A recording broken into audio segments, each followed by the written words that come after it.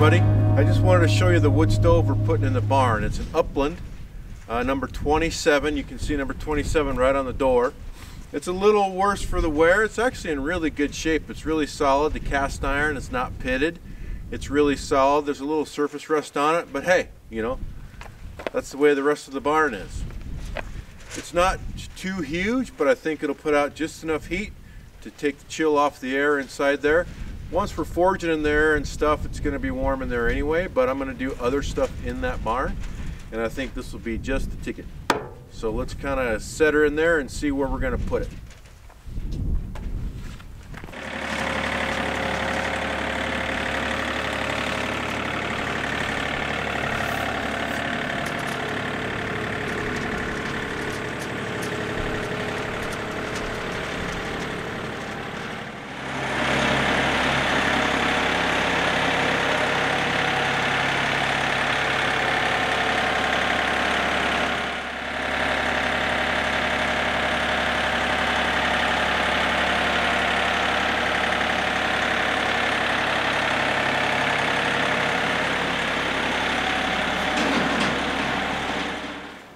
Okay, we got her in here.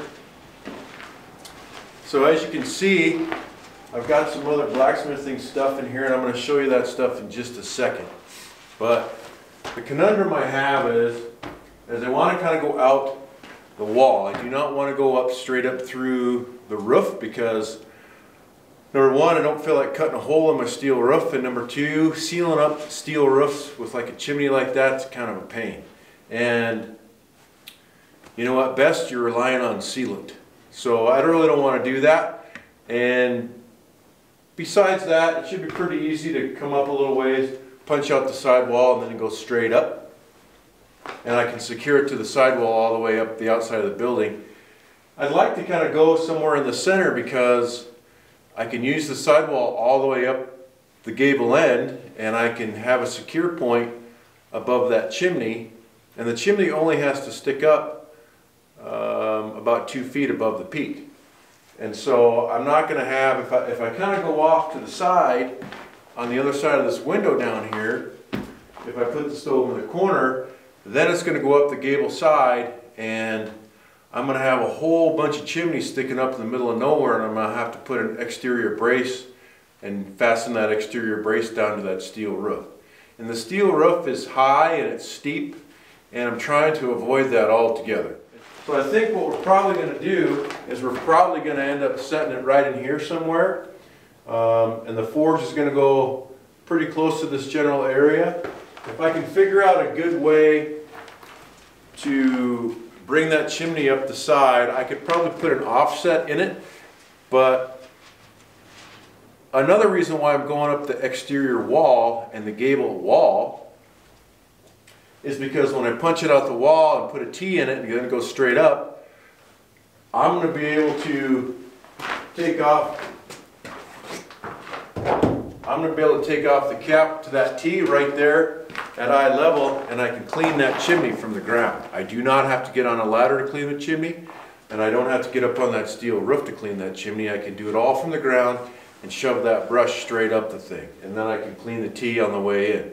That's another reason why I want to do it this way. So anyways, it's kind of roughed in here right now. I'm going to kind of sit here and ponder it and decipher exactly where I want to do it. The next video is probably going to be me putting the stove in and installing the chimney. But I just wanted to let you guys see what we've got for the stove and kind of generally where it's going to be. Let me show you the blacksmithing tools that I've acquired so far. Okay, and in case you can't tell, it's cold out today. That's why I'm all garbed up here. These are the blacksmithing tools that I've acquired so far, and for those of you that are new to the channel, we're going to start a blacksmithing shop in the barn. I'm pretty new to blacksmithing. I've done it just a little bit here and there with some friends of mine, but you know, I'm anxious to get started and anxious to learn the craft, and this will be a great building to do it in. So I've already got a Brooks, a 200-pound anvil. I acquired that from England, straight from the Brooks factory. I did that a couple of years ago for a few reasons. I was looking for an anvil, a used anvil, and I just couldn't find one that satisfied what I was looking for. I wanted one that was in good shape at a reasonable price. And if any of you have looked for anvils lately, you'll realize that those two things and anvils do not go together. So if you find one, it's either extremely expensive or it's beat to death. And probably still extremely expensive. And so I just went straight to the factory, bought a brand new Brooks. And actually, they've gone up quite a bit since then. You know, the new tariffs and so forth, and you know, the cost of shipping has gone up. But when I bought it, they had they gave me a pretty good deal. And to get the anvil and to get it here, I'm into it for less than $1,000 and it's a 200-pound anvil. So I figured that was probably a pretty good deal, especially for a brand new one. It's got great rebound. It rings like a church bell when you hit it, so I'm going to have to take some steps to quiet it down. But we're going to mount that to a giant 200-pound American elm stump that I've got. I've been saving to mount that anvil to. This is a leg vise that I acquired from an auction in Wyoming. A local artisan in the foothills of the Bighorns had this leg vise. He mounted it to a combine wheel, and it weighs about 300 pounds sitting there like that. So I don't think it's going to move. I think I'll just leave it on that apparatus that's there right now. It's actually an excellent leg vise. And as you can see, I don't know if you can tell in the video, but this thing is 100% hand forged. It is not machine made, it is 100% hand forged. It's pretty cool. And this is my manual forge blower. This is a Kennedy Auto Tiger forge blower. I restored this. If you check out my Instagram, you can see where I actually restored this thing. Let's get it out so you guys can see it.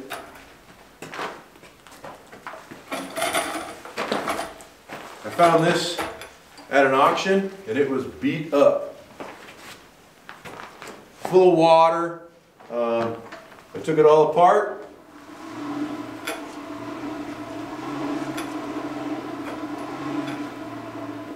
Ground's a little lopsided in here, but you can see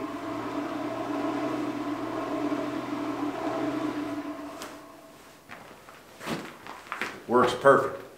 I've got some pretty heavy duty thick oil in there, pretty close to 100 weight. Near as I can tell, that's kind of what they used way back in the day in these. And it's cold today, so it doesn't want to turn very good, but that 100 weight oil with a little additive in it is going to really protect the gears in there. So this is going to be an excellent blower for the forge. The forge is laying right here against the wall. This is also a Kennedy Auto forge I found at an auction.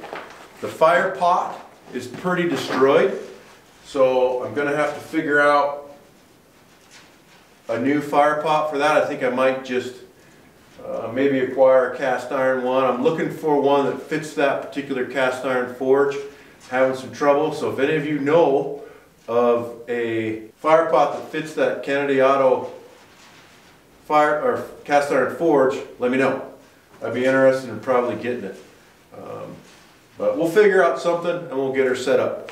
And we'll have to install the forge chimney and everything. So I'm pretty excited about setting that up in here. I'm not sure exactly how fast that's going to happen.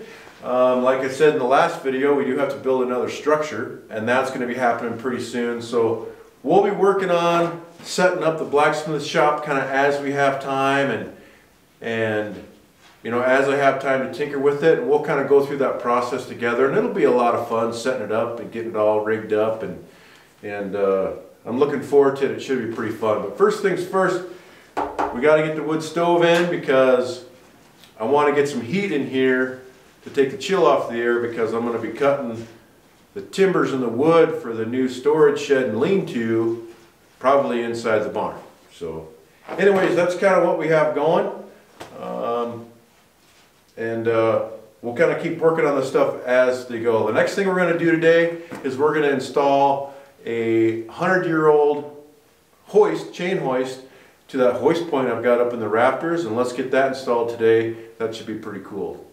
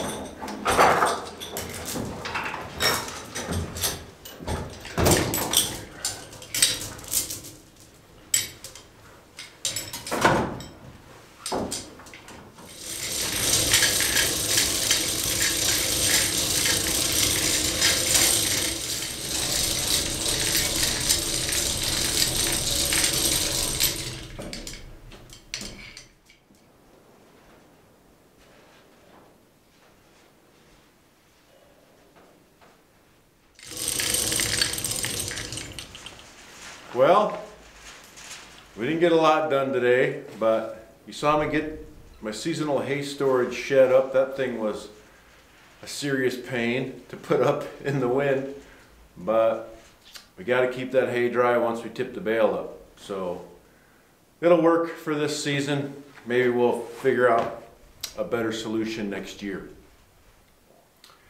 Got some cool stuff moved in the barn, starting to get situated here.